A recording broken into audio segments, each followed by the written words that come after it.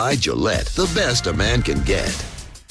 Back here, first things first, FS1 NBA insider Chris Broussard joins us now. Hey, Chris. My brother. Welcome, man. Thank you.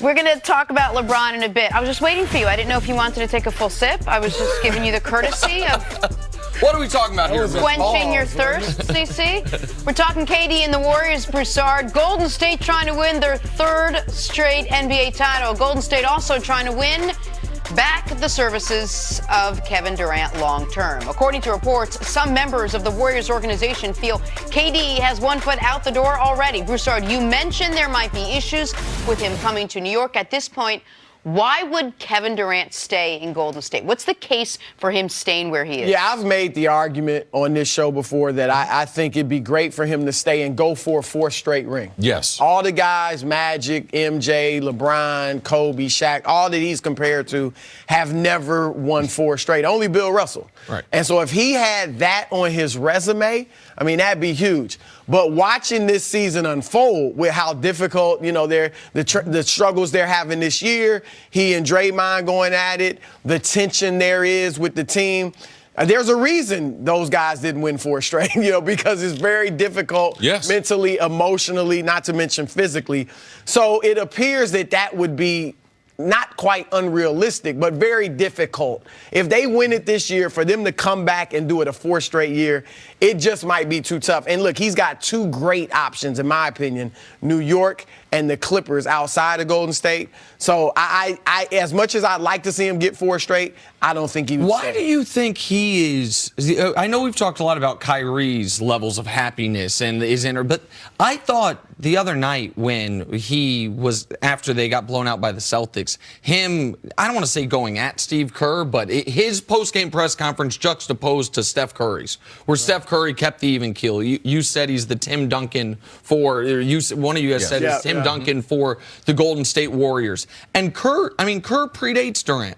And Kerr is incredibly popular within that locker room. And Durant just seems generally irritated with the situation. Well, I thought he had legitimate reason after the game. What he questioned was, Steve Kerr talked about, now we need to play, we need to be a little more mean, a little more intense before and during the season. And, angry. And earlier in the season, they were talking about, man, let's play with a little more joy. Let's be happy. So that was the message point. That's Kerr's mantra, really. Well, was the joy, and then he contradicted it. Yeah, but now because we lose this game, don't go behind the team, because he should have told the team that after the game, before he told the media that. Like, you can't change your messaging point to the media before you talk to the team, because you have to be consistent.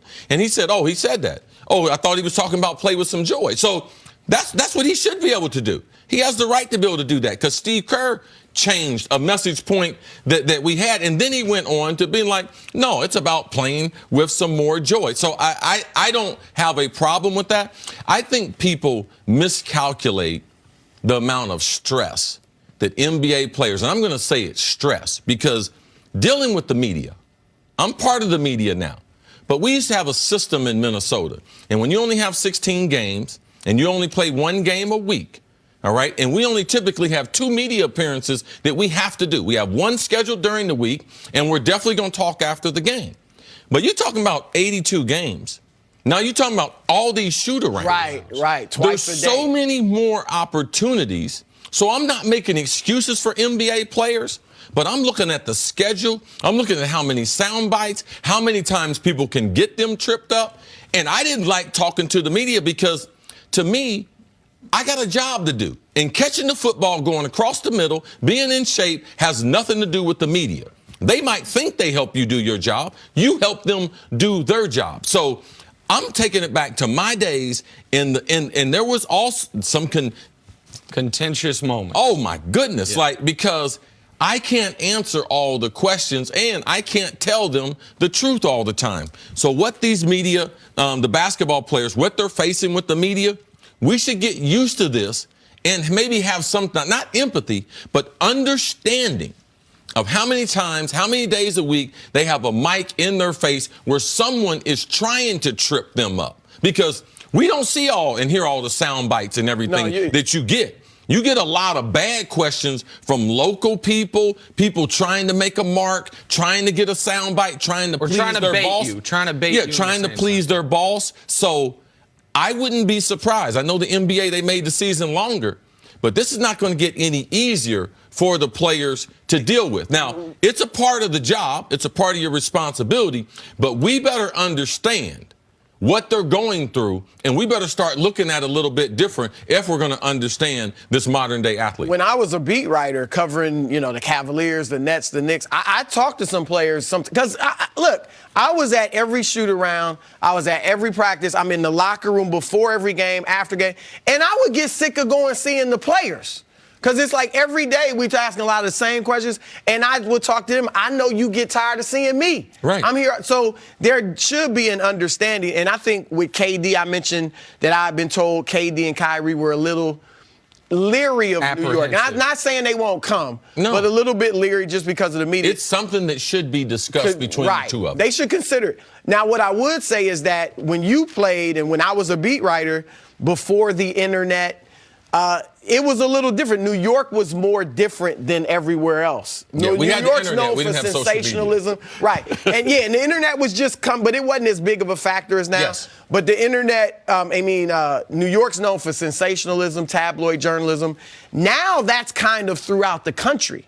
Because, you can. Twitter. So it's not right. That's so why I don't think won't be going to as the Knicks different. is as jarring. Right, I agree. It's a little bit different, but it's not as much. I understand there's going to be, every city doesn't have a New York Post, and I get that. And every city doesn't have the intense scrutiny. But, Philly's pretty intense, by the way. Boston local media is pretty intense. And the national media is covering it But the national anyway. media covers everyone. Right.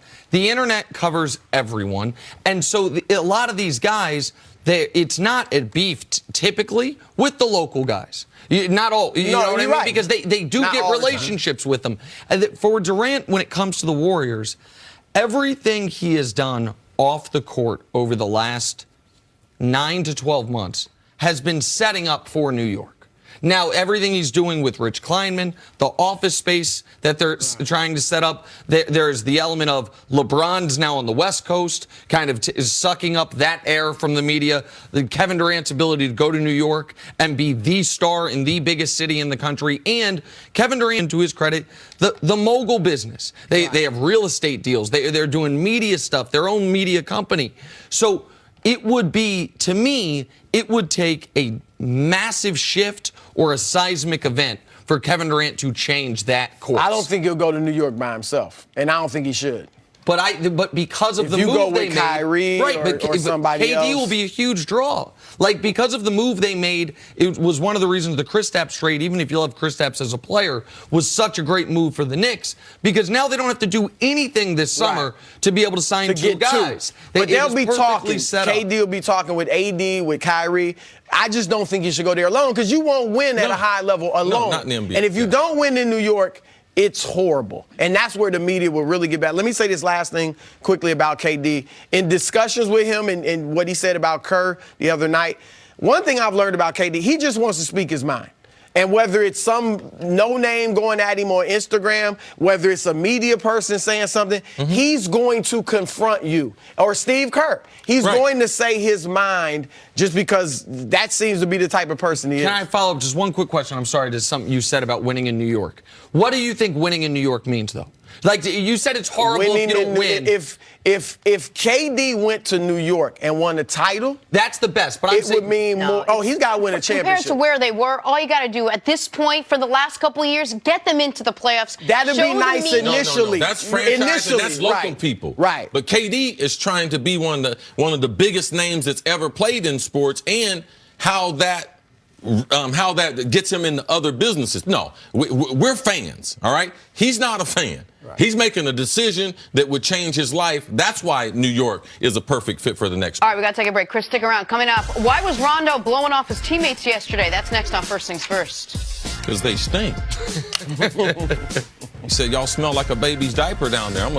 And to his credit, the mogul business. They have real estate deals. They're doing media stuff, their own media company. So it would be, to me, it would take a massive shift or a seismic event for Kevin Durant to change that course. I don't think he'll go to New York by himself, and I don't think he should. But because of If the you move go with they made, Kyrie right? or somebody KD else, will be a huge draw. Like, because of the move they made, it was one of the reasons the Kristaps trade, even if you love Kristaps as a player, was such a great move for the Knicks, because now they don't have to do anything this summer to be able to sign two get two. guys.